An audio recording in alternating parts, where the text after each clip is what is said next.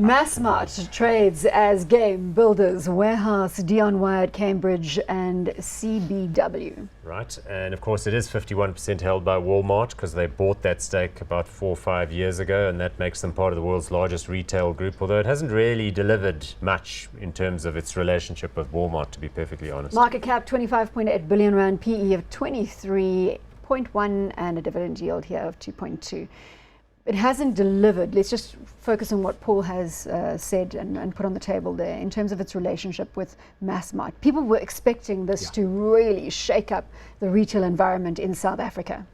And I think, to be fair to them, had they not had many of those political constraints, notably from the unions, they might have been allowed to have done that. Interestingly enough, also, I think the Massmart management at the time taught them an awful lot more than they actually knew, particularly about coming into a jurisdiction like the rest of Africa, which they knew absolutely nothing about.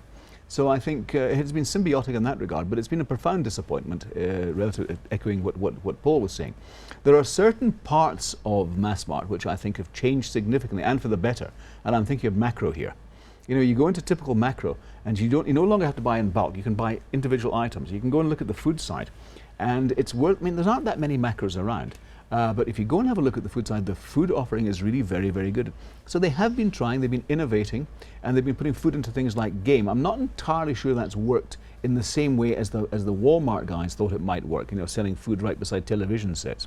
It's not everyone's cup of tea. Well, we've got the on-the-ground analysis there from Chris.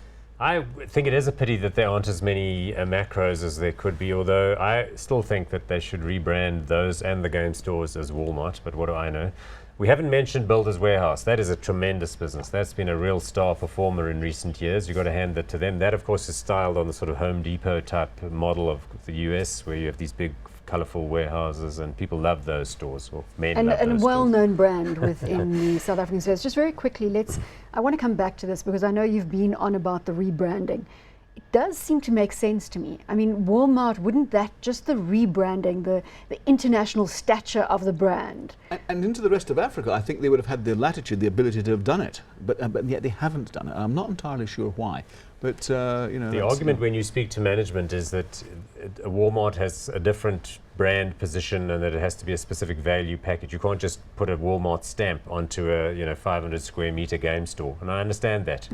But then surely you can take your business to the right level brands. They're queuing outside the Starbucks, they're queuing outside the Krispy Kreme.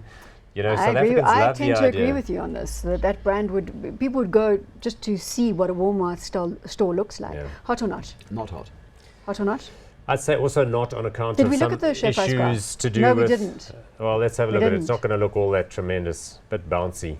So I'm also going to go with not hot. With not hot on Massmart.